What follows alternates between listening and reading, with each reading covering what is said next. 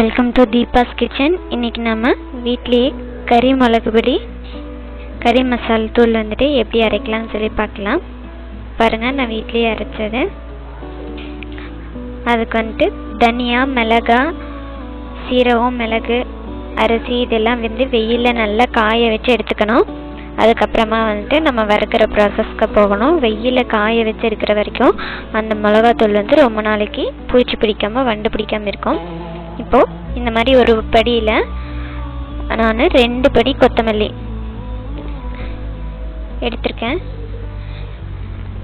2 படி கொத்தமல்லிக்கு இப்போ ஒரு படி சின்ன வடச்சட்டிங்கிறங்காட்டிக்கு நான் ஒரு படியாக போட்டு வறுக்க போகிறேன். அளவு வந்து 2 படிக்கு 1 படி மிளகா, இதுதான் வந்து அளவு. கொத்தமல்லியை நல்லா வறுத்துக்கணும். நல்லா வாசம் வர வரைக்கும் வறுத்து எடுத்துக்கிட்டேன் தனியாக. இப்போது வரமிளகா, 1 படி வரமிளகா போட்டிருக்கேன். உங்களுக்கு ரொம்ப காரமான மிளகாயாக இருந்தால் 3/4 படி கூட போட்டுக்கலாம். எதில் 2 படி அளக்குறீங்களோ அதே அளவில் நீங்கள் மிளகா அளந்துக்கணும். நல்லா வந்துட்டு அந்த மிளகா வந்து நல்லா காந்தல் வாசம் வர்ற வரைக்கும் நல்லா வறுக்கணும். எண்ணெயெல்லாம் ஊற்றக்கூடாது, ட்ரையாக வறுத்தெடுக்கணும். நீங்கள்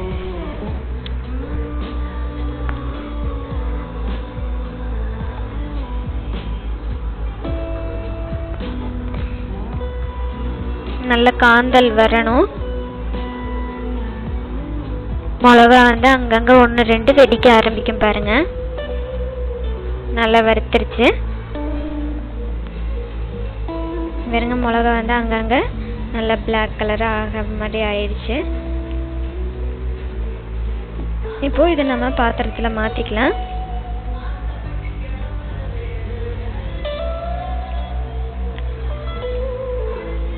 இது வந்து 4 பேருக்கு வந்துட்டு உள்ள அளவு.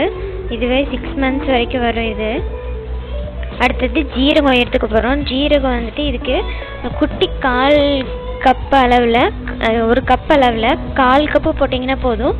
அளவு என்னென்னா இந்த அளவு ஸ்பூனில் 2 ஸ்பூன் தான் வந்து தேவைப்படும் சீரகம்.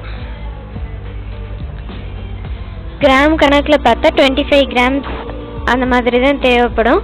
இதில் 2 ஸ்பூன் அளந்து போட்டுக்கிட்டிங்கன்னா நல்லா வலி சூற போட்டு நல்லா வறுத்துக்கணும்.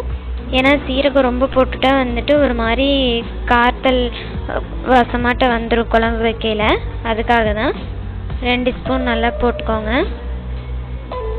நல்லா வெடித்து வாசனை வர ஆரம்பிச்சிருச்சு, அதையும் எடுத்துக்கலாம். அடுத்தது மிளகு, நம்ம எந்த ஸ்பூனில் போட்டோமோ அதே ஸ்பூனில் இங்கே பாருங்கள், இந்த சைஸில் வந்துட்டு 1/4 கப் போட்டிருக்கேன் நான். ஸ்பூனில் அளந்தால் 2 ஸ்பூன் வருது. மிளகும் வந்து அதே அளவுக்கு 2 ஸ்பூன் அளவுக்கு போட்டிருக்கேன்.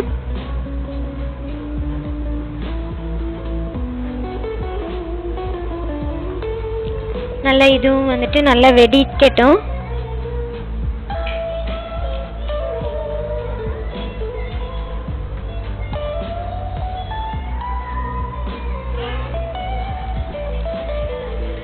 அடுத்தது அரிசி, புழுங்கல் அரிசி, நம்ம சாப்பாட்டுக்கு யூஸ் பண்ணுற அரிசி, அதுவும் வந்துட்டு 2 ஸ்பூன். மிளகு, ஜீரகம், அரிசி இது 3மே வந்துட்டு சம அளவாக போட்டுக்கோங்க.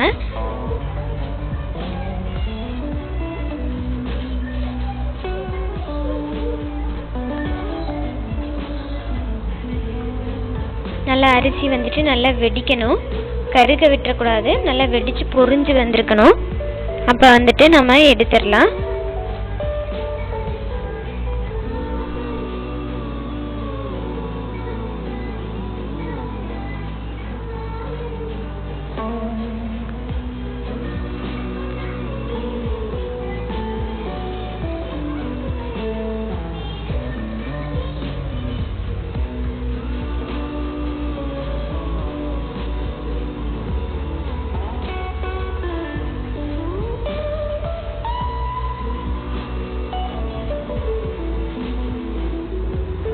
அடுத்தது கருவேப்பிலை.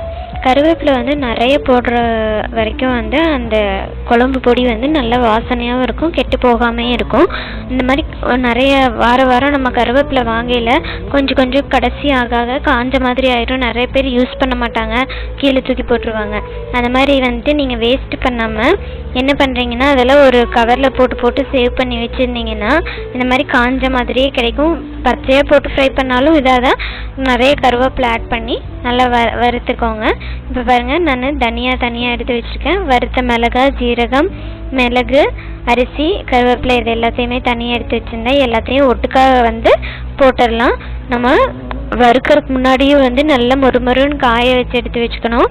வறுத்ததுக்கப்புறம் வந்து ஒரு 2-3 ஹவர்ஸ் வந்துட்டு நல்ல செம வெயில் அடிக்கிறப்ப கொண்டு போய் நல்லா காய வச்சு எடுத்துகிட்டு வந்து வறுத்து அரைச்சிக்கிட்டோம்னா நம்ம வந்துட்டு அந்த குழம்பு மிளகாத்தூளில் வந்து அவ்வளோ சீக்கிரம் பூச்சியும் பிடிக்காது, டேஸ்ட்டாகவும் இருக்கும். அதுக்காக தான் வந்து நம்ம வெயிலில் காய வைக்கிற ப்ராசஸ்ஸை.